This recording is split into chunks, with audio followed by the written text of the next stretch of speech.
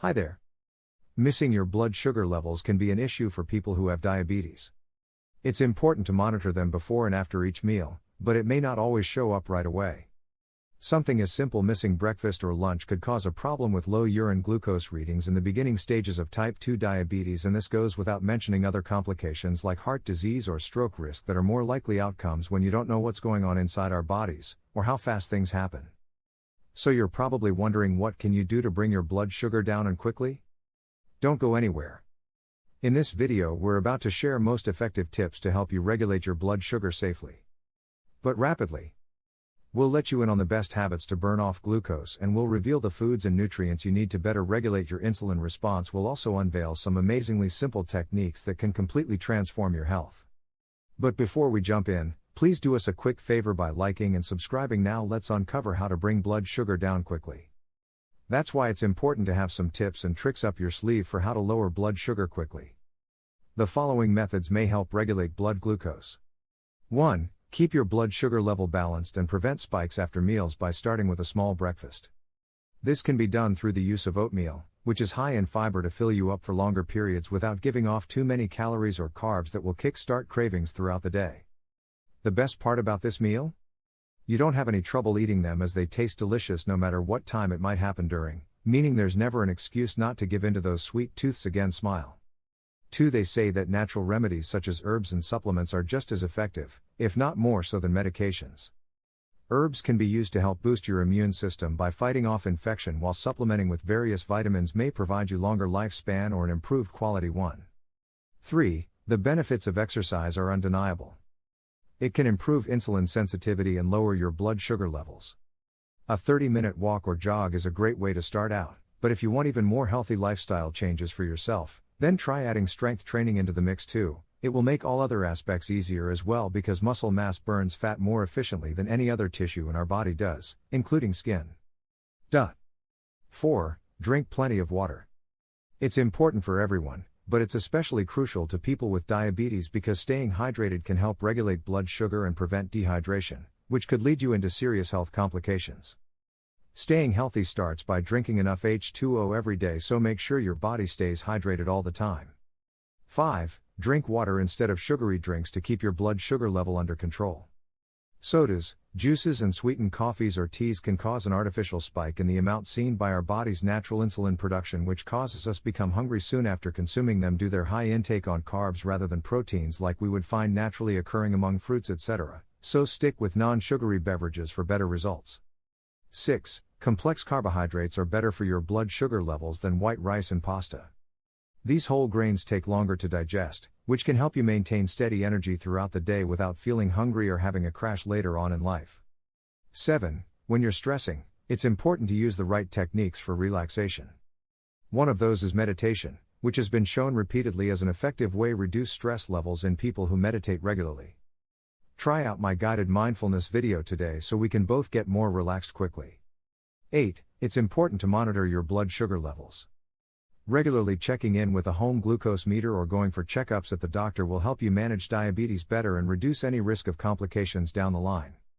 9. Talk to your doctor. If you're having trouble managing your blood sugar, talk to your doctor. They can help you develop a plan to better control your diabetes. When you experience a spike in blood sugar, basically, that means your body is overloaded with glucose. Glucose comes from the foods we eat. It's also produced when our liver breaks down stored glycogen for energy. Glycogen is essentially just a big sugar molecule composed of many smaller glucose molecules bonded together, and it's stored in our liver and muscles for energy. So when your blood sugar spikes, you may experience a sugar high, but the long-term effects of blood sugar spikes can be pretty serious. If your blood sugar remains high over time, that can lead to insulin resistance, which is when your cells become less responsive to insulin, so your body has to produce even more insulin just to move glucose into your cells.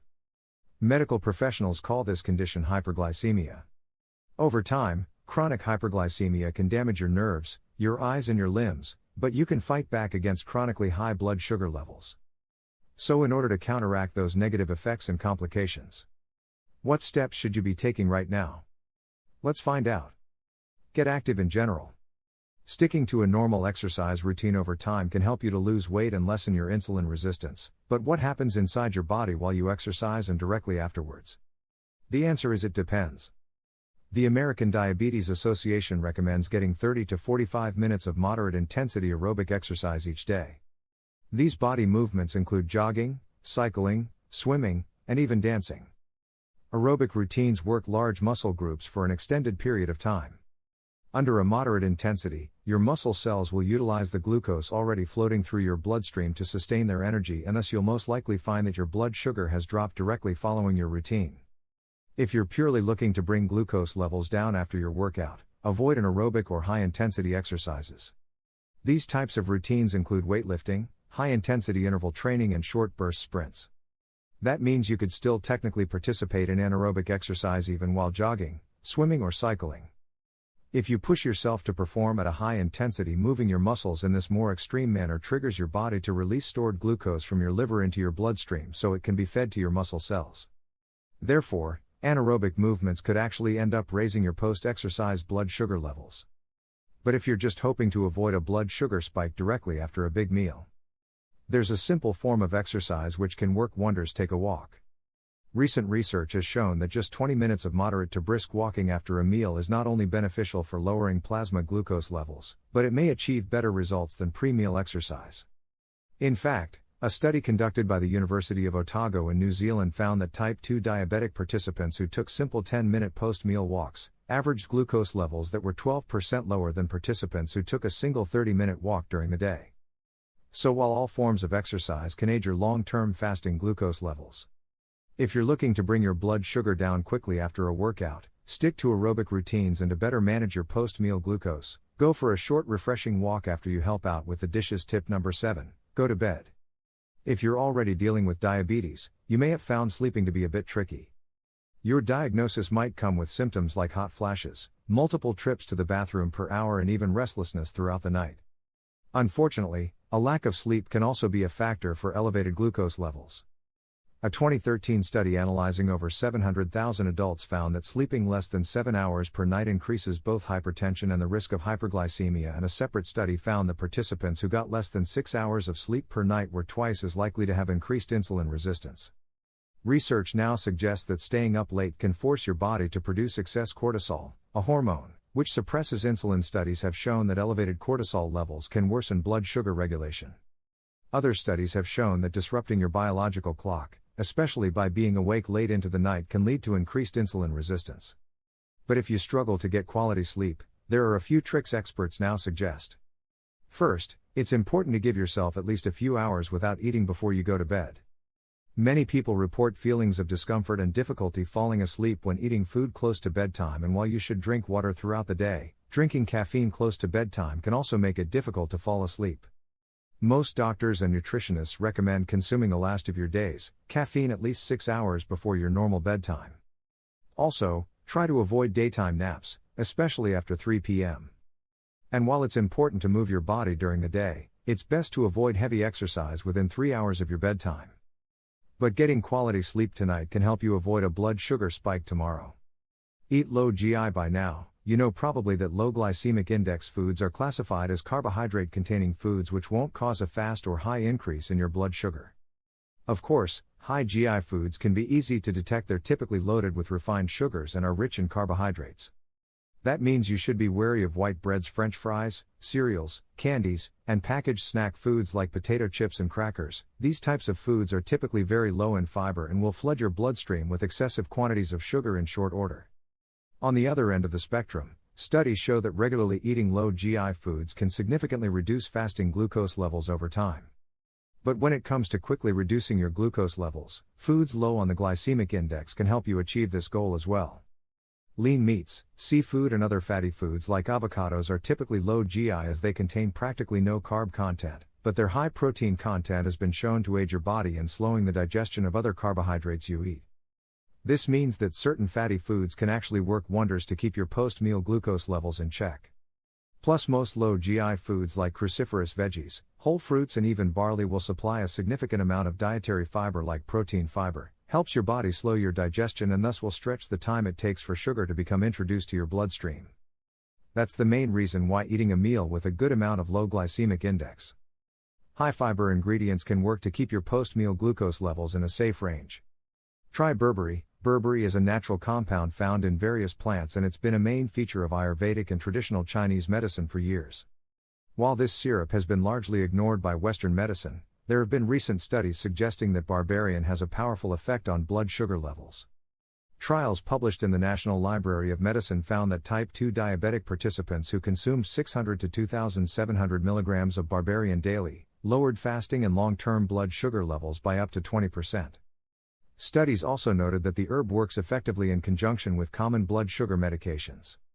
But interestingly, other research also revealed that berberry may be as effective for lowering blood sugar as traditional pharmaceuticals like metformin. Separate animal trials now suggest that berberry may create several beneficial effects for type 2 diabetics, including increased insulin sensitivity, improved insulin production, reduced liver glucose production. And berberry may also help to slow carbohydrate absorption. So can you consume Ayurvedic herbs like berberry safely as a diabetic while the herb appears to be safe and can help to lower your blood sugar quickly? It's still important to watch your dosage. There are also reports of berberry intake causing certain side effects such as stomach pain. So speak to your healthcare provider before adding this supplement to your diet. The top 4 tips are just ahead, but first, are you ready for your 2 free gifts? Discover a world of positive nutrition to help you fight diabetes within our ebook. Superfoods for Diabetics, plus get exclusive insights from some of the world's leading medical and nutritional professionals by watching episode 1 of that diabetes documentary. Relax. Stress can come in many forms. Injuries, infections, illnesses, anxiety, or even depression can put stress on your body, which may lead to a state of chronic inflammation, and all told, chronic inflammation and stress can lead to increased insulin resistance. Studies show that the human body reacts to stress by releasing glucose from the liver, and the stress hormones, adrenaline, glucagon, and cortisol are also produced. As previously mentioned, these hormones can cause body tissues to become less sensitive to insulin. That's one reason why chronically high levels of cortisol and other stress hormones have been linked to increased blood sugar levels. But when we're stressed, we also tend to subconsciously make poor food choices. So instead of calmly taking your time to cook a low-carb, fiber-rich meal, you may opt for a quick trip through the drive-thru. And how often have you found yourself grabbing a high-sugar snack, like a candy bar or ice cream, during a time of stress? But here's a simple solution to combat stress and quickly reduce your glucose levels: relax and meditate. Various studies have revealed that practices like yoga, mindfulness, and meditation can reduce your stress levels and thus can help your body to better balance your blood sugar. In fact, a recent study found that participants who meditated regularly for 6 months had reduced blood sugar levels, improved insulin levels, and they reported an overall better quality of life. A separate study showed that people who regularly practiced mindfulness and meditation were 35% more likely to have healthy blood sugar levels than those who didn't meditate. So if you've been feeling particularly agitated or restless, perhaps it's time to get a little R&R. Utilize meditation techniques today to help keep your blood sugar levels balanced tomorrow and beyond. Tip #3 Consume chromium and magnesium. Minerals are essential for our health, and some can have a dramatic impact on our blood sugar. Chromium, often found in vegetables and grass-fed meat, influences hormones and insulin sensitivity. Magnesium, found in leafy greens, nuts, and seeds, has been shown to reduce inflammation and decrease blood pressure, and both chromium and magnesium can play a role in lowering fasting glucose levels. Studies suggest that chromium can improve the effectiveness of insulin.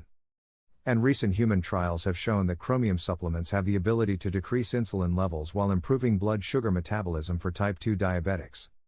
On the flip side, research has revealed that having chronically low chromium levels can actually raise the risk of developing diabetes.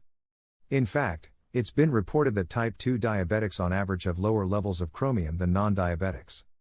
Meanwhile, magnesium deficiency is also linked to insulin resistance, as diabetics tend to shed excess magnesium through their urine. That's why, as is the case with chromium, statistics show that diabetics are more likely to be deficient in magnesium than non-diabetics. Magnesium, like chromium, can work to better regulate the action of insulin, and research shows that it can aid your body in improving the uptake of glucose from your bloodstream. An American Diabetes Association study found that magnesium supplements help reduce fasting blood glucose for participants with a magnesium deficiency.